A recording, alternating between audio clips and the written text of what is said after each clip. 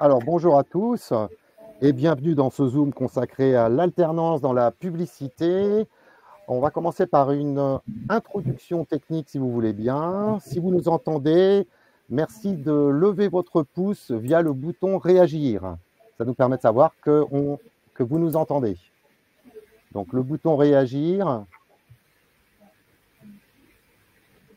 Et voilà, c'est parfait. Je vois des pouces qui passent.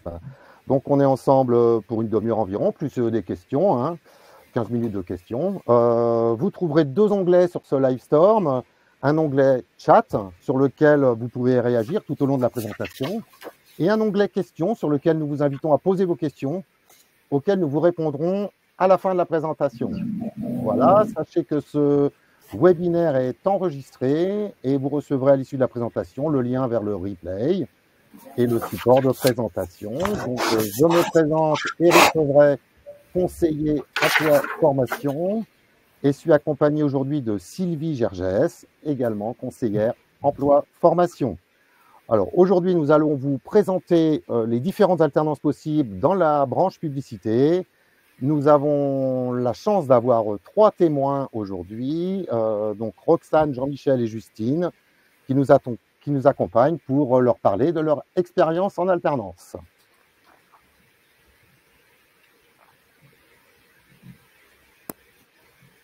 Alors, la publicité, ils ont choisi l'alternance. Qu'est-ce qu'on entend en fait par alternance? Les contrats d'alternance, ce sont des contrats de travail. Ça peut avoir une forme de CDD, de CDI. On parle de contrat d'apprentissage ou de contrat de professionnalisation. Les formations, donc le coût pédagogique est financé à hauteur des niveaux de prise en charge pour l'apprentissage et selon un barème horaire pour les contrats de professionnalisation.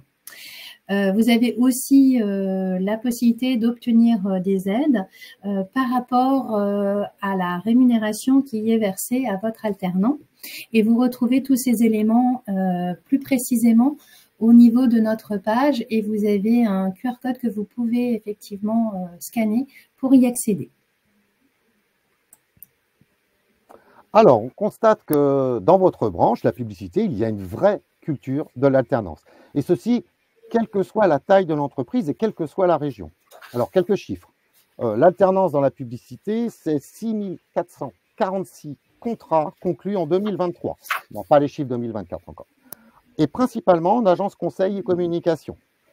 Alors, le nombre de contrats en alternance réalise principalement au sein de structures de moins de 50 salariés.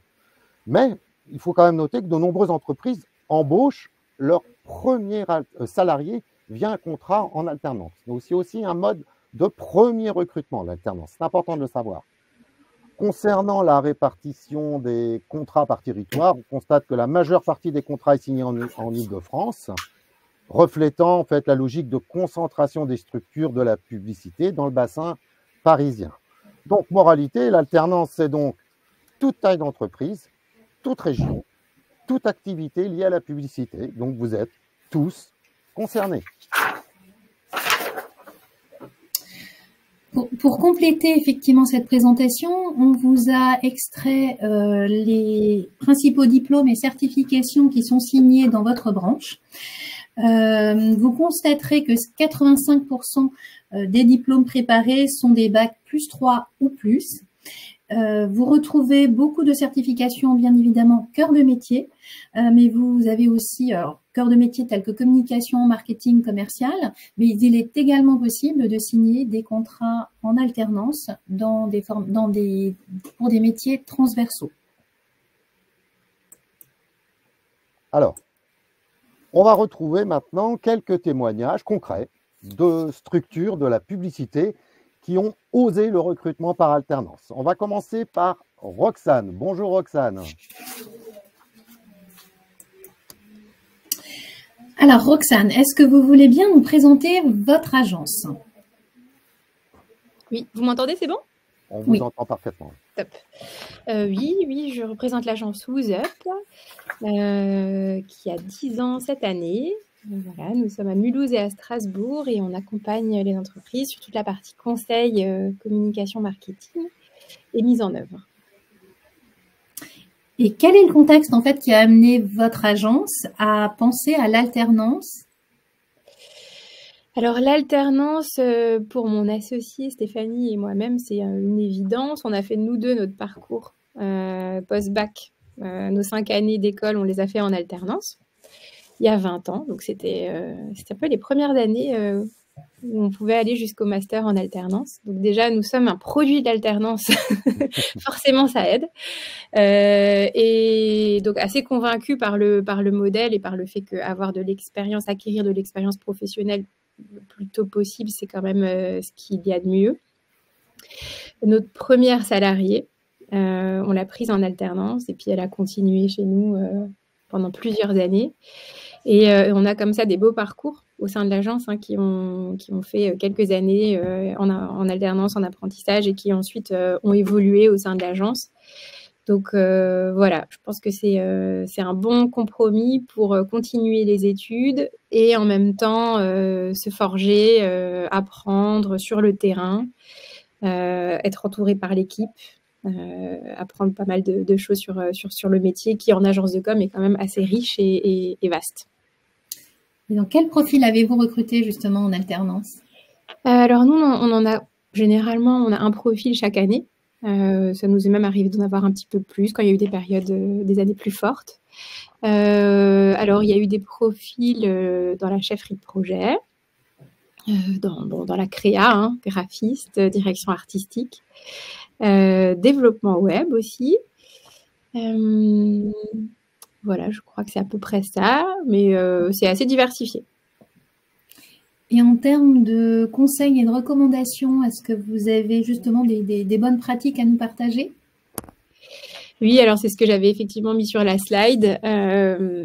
Alors bon, déjà effectivement l'onboarding, l'intégration, je pense que ça c'est vraiment important. Nous, on met un point d'honneur à l'onboarding, à faire en sorte que la personne, les 15 premiers jours, elle soit bien intégrée, qu'elle rencontre tous les profils de l'agence, qu'elle participe à des rendez-vous clients. Enfin voilà, qu'on ait vraiment cette période déjà là pour bien comprendre ce qu'on fait, qui fait quoi et notre ADN. Et puis ensuite, une fois que ce parcours d'intégration est en place, oui, voilà, je pense que c'est important aussi de faire des points réguliers. On a des alternants, il faut les suivre, on ne peut pas les lâcher comme ça, même s'il y en a qui sont très autonomes, il y a toujours des pépites. Mais c'est important aussi voilà, de les suivre, donc de faire un point mensuel, ça les rassure, ça nous rassure aussi, ça permet de recadrer. Bon, il y a la notion de tuteur aussi, ou de parrain-marraine qui est intéressant. Et de responsabiliser progressivement, voilà, d'y aller étape par étape, de se donner des objectifs à chaque point pour le mois suivant et de ne pas y aller trop vite parce que même si certains ont beaucoup d'énergie et envie, ça peut vite aussi, ils peuvent vite se laisser déborder. Donc voilà, c'est y aller étape par étape. Mais dans l'ensemble, nous, on a toujours eu des chouettes alternants qui ont beaucoup appris, qui étaient... Enfin voilà, je pense qu'en plus, en agence de com, l'expérience, elle vaut triple. Là, je fais un peu la promotion des agences, mais c'est vrai. Enfin, je veux dire, la diversité des clients et de tout ce qu'on est capable de proposer comme service fait que pour un jeune, c'est hyper enrichissant.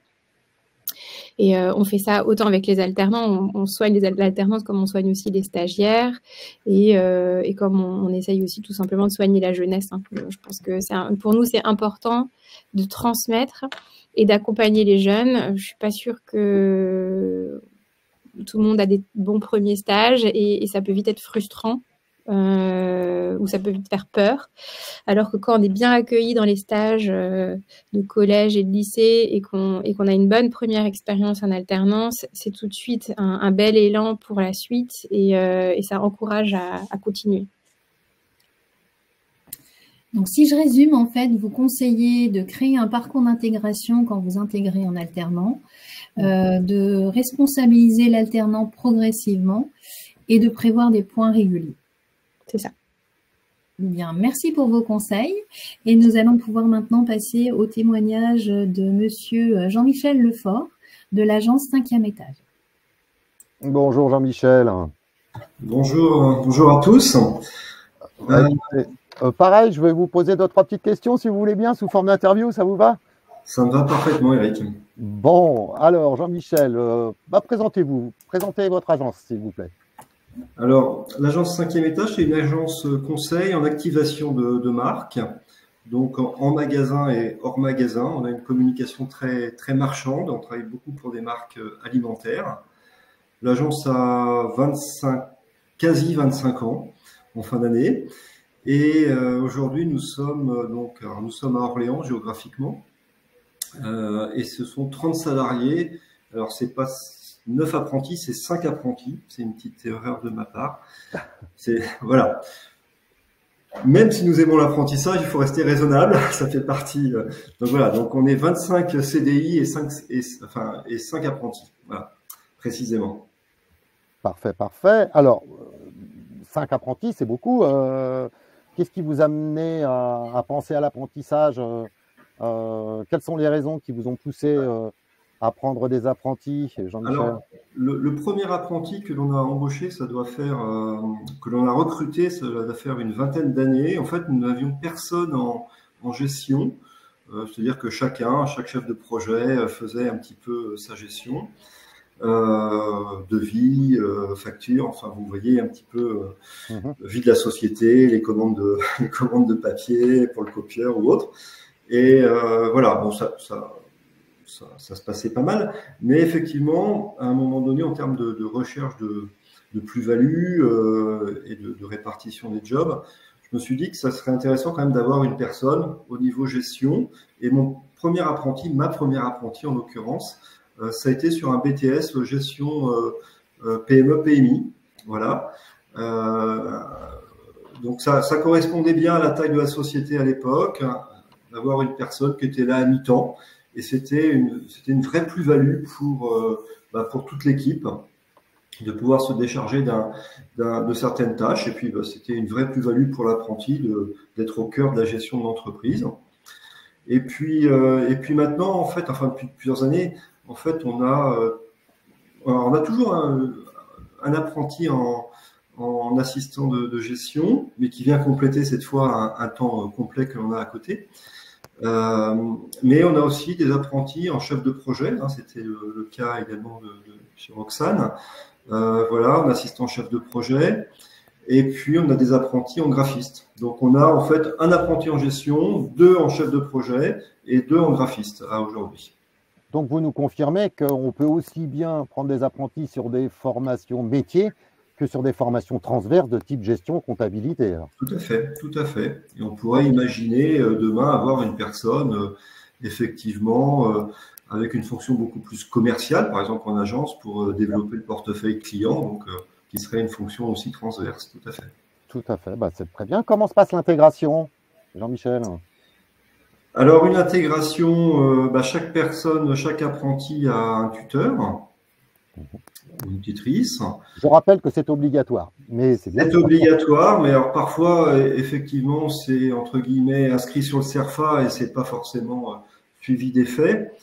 Là, c'est vraiment important qu'il y ait une personne qui soit dédiée à chaque apprenti. Donc, et on leur fait vraiment passer aux apprentis un vrai process de recrutement, c'est-à-dire on se dit pas c'est un apprenti, c'est pas grave, tant mieux si on a quelqu'un de bien, tant pis si on a quelqu'un de pas bien. Enfin, on est aussi exigeant dans notre recrutement d'apprentis que l'on peut l'être demain pour un CDI. Donc, je pense que c'est important. Voilà, il y a une vraie prise en considération. C'est un vrai salarié, un salarié avec les mêmes droits et les mêmes devoirs. Et du coup, ça commence vraiment une fiche de poste, un process de recrutement. Donc après, effectivement, un tuteur. Nous, on aime bien avoir des apprentis sur 2 ans. Je trouve que c'est vraiment, ça nous laisse le temps de bien les intégrer, et puis aussi d'être clair dans notre tête si on a des opportunités après pour avoir la chance de les garder parmi nous. Aujourd'hui, nous, c'est notre première source de recrutement, c'est l'apprentissage.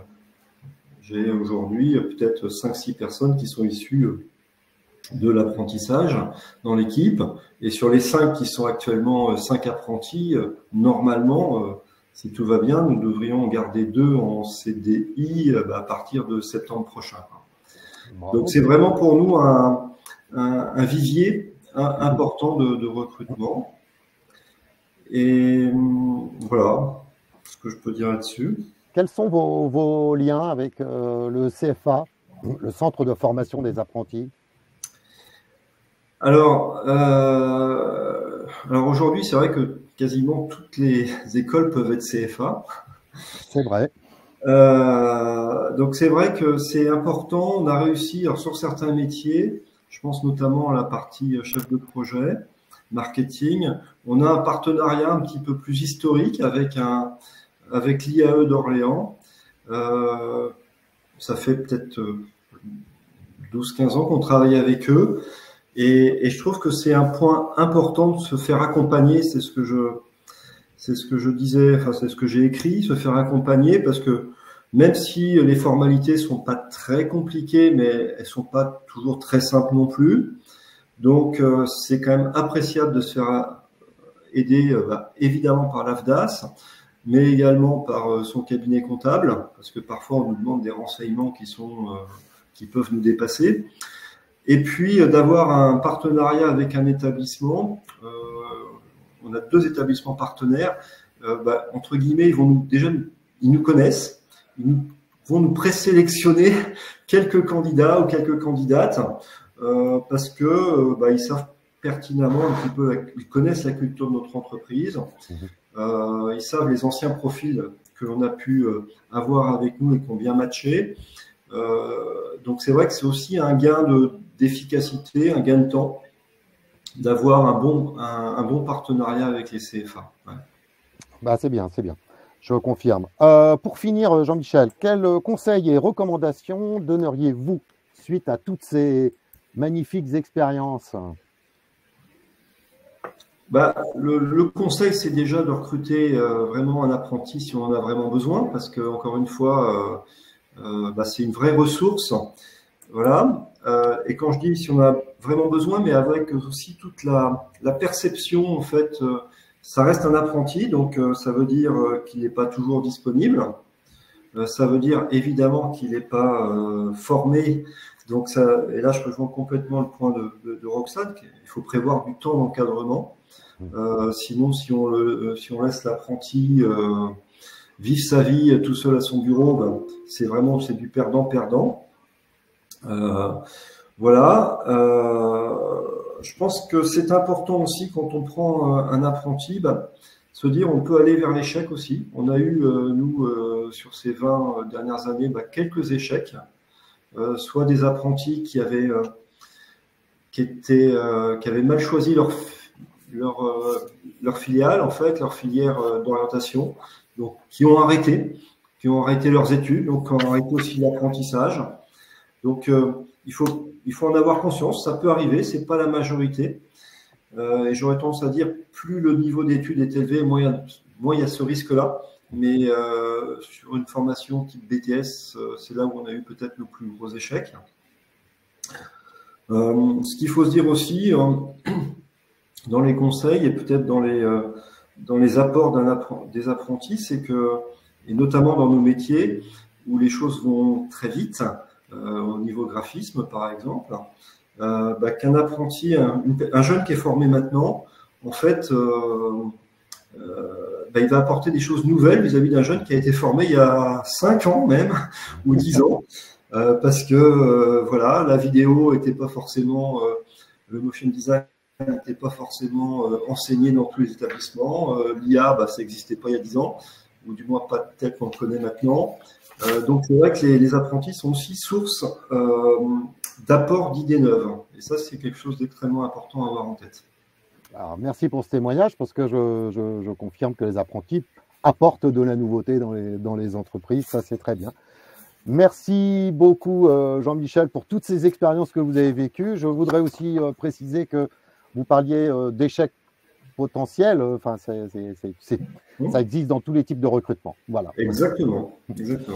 Apprentissage ou pas. Voilà. Eh bien, écoutez, merci beaucoup, Jean-Michel. On va donner la parole maintenant à Justine. Bonjour, Justine. Bonjour à tous. Alors, écoutez, on va recommencer, les mêmes questions. Présentez-vous, présentez votre entreprise, dites-nous ce que vous faites, de beau.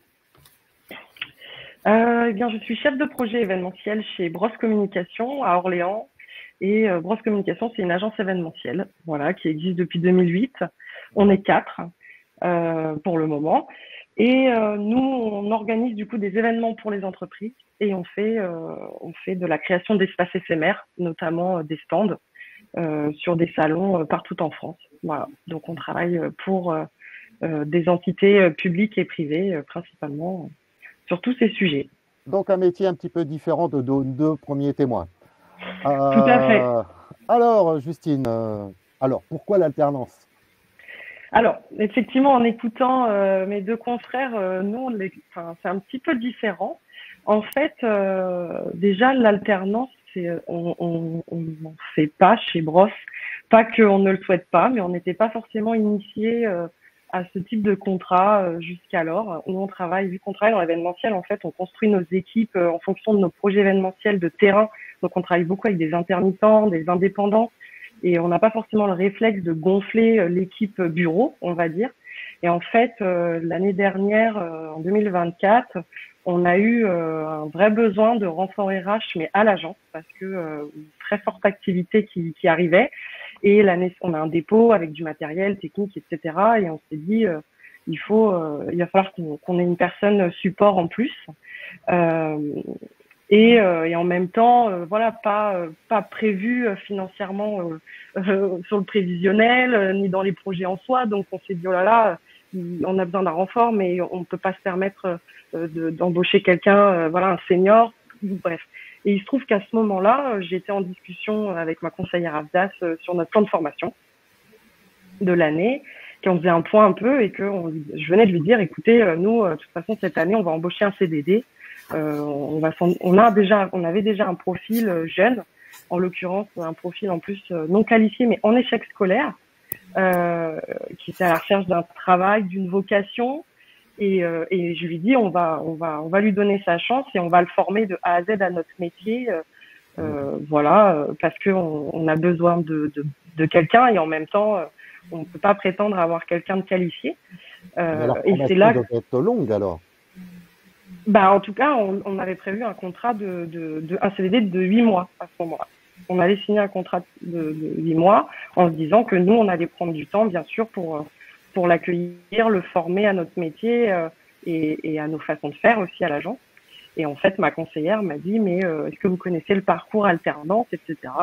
Enfin, je connaissais deux noms comme ça, voilà, pour avoir été moi-même formatrice en CFA, mais voilà, j'en avais pas plus derrière. Et elle m'a expliqué que voilà, qu'il y avait la possibilité effectivement que nous soyons en fait nous l'entreprise les formateurs de cette alternance, que ça ne changeait rien à son contrat de travail de CDD, mais qu'en revanche en ayant nous un engagement de formation, ce qui était le cas de toute façon, qu'on pouvait avoir un soutien de l'AFDAS pour structurer cette démarche et en financer une partie. Donc, en quelque sorte de l'alternance sur mesure. Complètement. C'était complètement sur mesure. Comment est-ce que vous avez construit le parcours? Bah, du coup, ça nous a forcé à nous questionner dès le départ, enfin avant que le contrat démarre, sur le métier pour lequel on l'embauchait et tout ce sur quoi on allait le former. Et en fait, je suis allée voir mes collègues, etc. On a commencé à lister toutes les choses sur lesquelles on voulait le faire travailler et tout ce qu'on allait devoir lui apprendre. Et ayant été moi formatrice avant d'être chez Brosse Communication pendant des années, j'ai construit une convention de formation de A à Z en reprenant tout ça, ce qui nous a permis d'avoir aussi une trame pour le contrat, quoi. L'AFDAS vous a accompagné sur ce parcours? Voilà, si ça répond à la question. Non, effectivement, c'est parce que c'est quand même un métier de construire un parcours. Oui, alors, j'ai construit le parcours et je l'ai soumis effectivement à ma conseillère alors. Mais voilà, ça a été assez rapide finalement parce que construire des parcours, je l'ai fait pendant des années. Donc en fait, je l'ai fait et il a été validé très vite. Bravo, c'est bien parce que c'est. Alors, donc l'intégration s'est bien passée. Vous avez nommé un tuteur? Mais c'était moi. Mais Ah, d'accord. ouais, en fait, ce qui s'est passé, c'est que on a convenu que je serais le tuteur. Déjà parce qu'il se trouve que le principal dossier sur lequel ce jeune qui s'appelle Ferdinand, je vais l'appeler par son prénom, travaillait était un de mes dossiers. Mais en fait, dans le plan de formation, on était tous les quatre intégrés, en fait, parce qu'en fonction des éléments qu'il allait apprendre, c'était soit moi, soit mes collègues qui allaient intervenir en fonction de nos métiers à l'agence, tout simplement. Donc c'était moi la référente, mais on est tous les quatre intervenus sur la partie formation terrain. Okay. Est-ce que vous avez inclus dans votre parcours de la formation externe? Non, pas du tout. Tout est resté interne. Ok. Pour les participants au webinaire, sachez que c'est possible. On peut mixer de l'interne et de l'externe sur ces parcours sur mesure, en alternance. Qu'est-ce que vous nous donneriez comme bon conseil, Justine, sur cette expérience, suite à cette expérience? En fait, nous, ça répondait à un besoin. Donc, évidemment, alors je l'ai mis en dernier dans le tableau, mais le premier conseil que je peux vous donner vraiment, parce que moi, c'est une opportunité qui s'est créée comme ça, c'est de prendre conseil auprès de personnes dont c'est le métier, donc à savoir nos conseillers AFDAS. Moi, alors, elle a été voilà exemplaire sur tout le suivi de ce dossier. Je savais même pas que ça existait. Enfin, voilà. Et puis, il faut vraiment prendre le temps que nous avons pris, pour se questionner sur l'alternance. Ça vient répondre à quel besoin? Parce qu'on a en face de nous, on a nous un besoin, mais en face de nous, on a une personne qui a aussi un besoin. Voilà, donc il se trouve que moi, le jeune Ferdinand qu'on a embauché était non qualifié, en échec scolaire et en recherche en fait complète d'une vocation. Et il se trouve, voilà, pour la petite histoire, qu'à la fin du contrat, on a re-signé 2 mois de CDD, on l'a prolongé parce que l'activité en avait besoin. Il se trouve que après, ça s'est un peu calmé, donc on n'a pas renouvelé le contrat, mais Ferdinand, lui, a souhaité, pour avoir été en fait au contact de gens du métier avec nous, il s'est rendu compte que voilà, il y avait beaucoup de profils intermittents, auto-entrepreneurs. Donc aujourd'hui, il a une auto-entreprise et il est intermittent. Il continue à travailler pour nous. Il gagne plus d'argent, évidemment, du coup. Et il est en train aussi de travailler pour certains de nos confrères, pour des agences techniques. Il va faire une formation de rig pour être rigueur. Donc, les rigueurs, c'est ceux qui montent les structures sur les événements, les grosses structures métalliques, etc. Donc, voilà, il est lancé, quoi. Et en fait, en termes de conseils, c'est l'alternance, c'est une super solution, mais c'est un vrai parcours. Il y a se questionner sur le besoin de l'entreprise et se questionner sur le besoin de l'humain qui est en face et le profil pour que ça matche en fait et pour que le résultat soit au rendez-vous, même si effectivement il y a toujours une part aléatoire que l'on ne maîtrise pas. Hein. Nous aussi, on ne savait pas en démarrant si ça allait marcher parce qu'on a embauché quelqu'un qui savait même pas que c'était que ce métier. Mais il se trouve que là, ça a fonctionné. Donc voilà. Voilà, pour le conseil, c'est vraiment aller voir nos conseillers AFDAS et puis construire un parcours qui, je pense, est assez cohérent avec ce qu'ont dit mes 2 confrères avant, même si les expériences sont différentes. Eh bien, merci Justine. Je pense qu'on peut parler de relations gagnant-gagnant là. Bah, complètement. Complètement. Franchement, si je dois conclure, on est parti d'un vrai besoin, on a construit un parcours d'intégration et en fait, le résultat, c'est que ça a profité autant à l'agence qu'aux salariés, qui certes aujourd'hui n'est plus dans l'agence, dans les murs, mais qui continue à travailler pour nous et qui est en train de développer son business et surtout qui a trouvé sa vocation. Donc j'ai envie de dire, pour moi c'est gagnant. L'année dernière, on s'est retrouvés nous en termes de RH et en termes de finance et lui, il a trouvé un métier. Donc franchement, c'est quoi demander de plus, quoi. C'est super. Bon, juste pour information, ce dispositif s'appelle le contrat de professionnalisation qualifiant. Vous pourrez demander à vos conseillers respectifs de vous accompagner sur ce type de projet un peu particulier, un peu atypique dans l'alternance, mais qui existe, peut-être pas assez connu, mais qui existe. Merci Justine. Merci à vous pour la sollicitation. Votre témoignage. Et donc, merci à l'ensemble des 3 témoins. Nous allons repasser, justement, ça faisait une belle transition, à l'AFDAS vous accompagne. Alors, comme nous vous l'avons déjà dit, donc l'AFDAS vous accompagne à toutes les étapes en amont via notamment nos outils. Alors, on a plusieurs outils qui sont cliquables. Hein, vous recevrez ces supports et vous pourrez cliquer sur les outils. Je vais vous en citer quelques-uns. L'enquête alternance, par exemple, cet outil nous permet d'identifier les besoins en compétences et les tendances dans les secteurs couverts par l'AFDAS, dont la publicité, bien entendu. Cet outil nous permet aussi d'impulser une culture de l'alternance auprès du plus grand nombre. Deuxième outil très très utile et que vous n'hésiterez pas à utiliser, c'est Calcul Alternance. Donc cet outil qui vous permet de calculer le coût de votre prochain contrat en alternance est très très simple.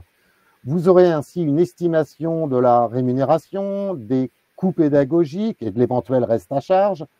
Vous aurez également un comparatif entre le contrat d'apprentissage et le contrat de professionnalisation. On prendra en compte aussi les dernières actualités réglementaires avec le fameux référentiel de niveau de prise en charge dans l'apprentissage et plein d'autres choses encore, les charges, etc. Découvrez également au milieu à droite, carte apprentissage. Ça, cet outil, c'est un tout nouvel outil pour accéder en quelques clics à l'offre de formation en apprentissage à proximité de chez vous.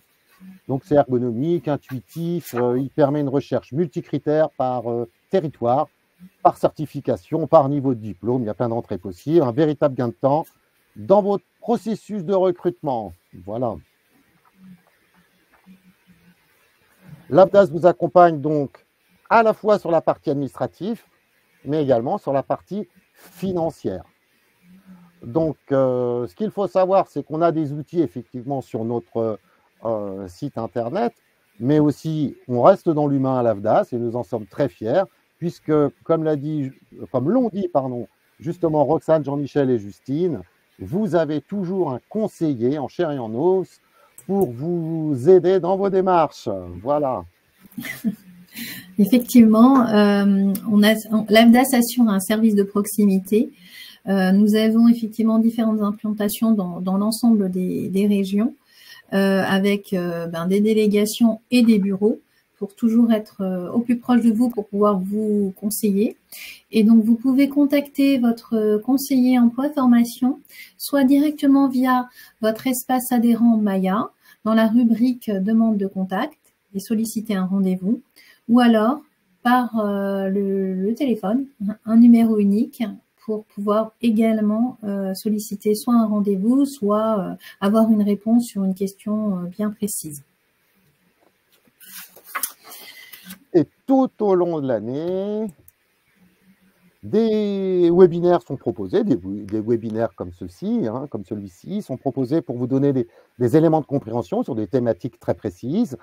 Les prochains webinaires actuellement seront spécifiques aux branches. Vous retrouverez les dates sur notre site internet afdas.com.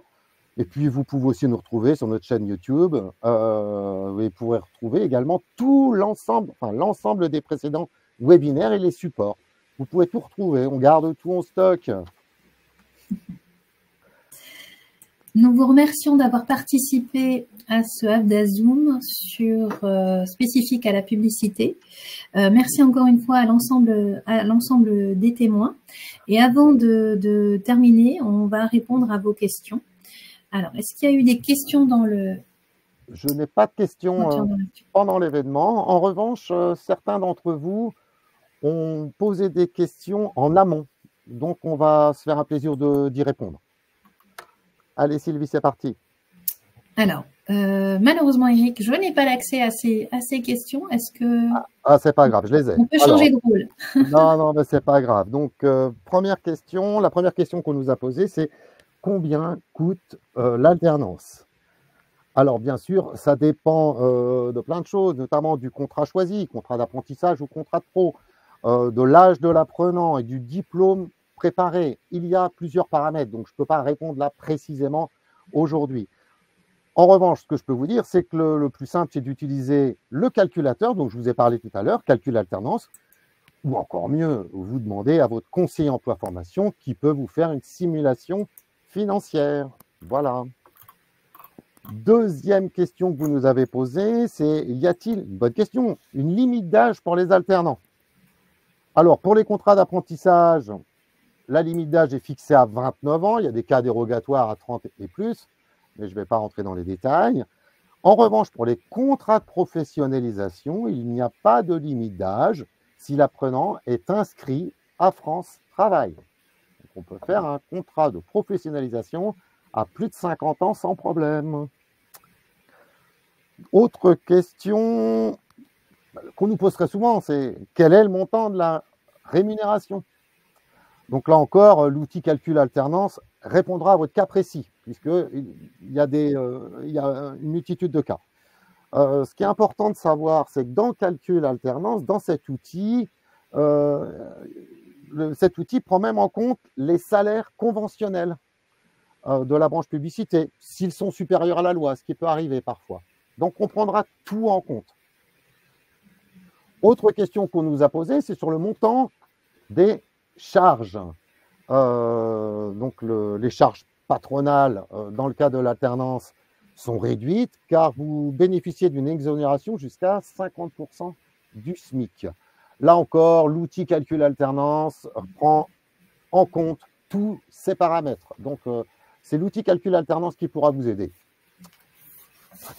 Autre question, avant-dernière question, quel est le niveau de prise en charge des coûts pédagogiques, c'est-à-dire les frais de l'école, les frais du CFA par exemple? Alors, comme nous l'avons vu tout à l'heure, nous finançons les coûts pédagogiques sur les bases d'un forfait pour les contrats d'apprentissage et sur les bases d'un barème horaire pour les contrats de professionnalisation, comme vous l'a dit tout à l'heure, Sylvie. Je voudrais rajouter une petite chose, c'est concernant les contrats d'apprentissage, il y a un projet de décret qui prévoit, alors c'est tout neuf, on en parlait justement en amont de la présentation. Ce projet de décret prévoit un reste à charge de 750 € pour les diplômes à partir de Bac plus 3, donc qui inclut Bac plus 4 et Bac plus 5, bien sûr. Attention, alors c'est ça, pour l'instant, on est sur un projet qui prendrait effet pour tous les contrats conclus à partir du 1er juillet 2025. On est encore dans la phase projet. Rien n'est fait, mais c'est bien parti pour que ça se passe comme ça quand même cette année. Donc, ce n'est pas une bonne nouvelle, mais on trouvera, là encore, appelez votre conseiller, on essaiera de vous aider à optimiser tout cela. Et puis, alors là, j'ai une dernière question. Je ne sais pas pourquoi. Qu'est-ce que le plan de développement des compétences? Voilà, on m'a posé cette question en même temps. Donc, je voulais, moi, vous avertir qu'il y aura bientôt un webinaire consacré à ce sujet. Le plan de développement des compétences, je pense que certains d'entre vous le savent, il s'agit de fonds mutualisés dédiés à la montée en compétences, mais là, des salariés en poste. On n'est plus dans le cadre d'un recrutement. Voilà, j'ai fini de répondre aux questions. Merci. Je tenais à remercier nos trois invités, Roxane, Justine et Jean-Michel, pour vos magnifiques témoignages qui étaient très, très enrichissants. Merci Sylvie. Et puis à très bientôt pour un nouveau webinaire. Merci de votre présence. Au revoir. Au revoir.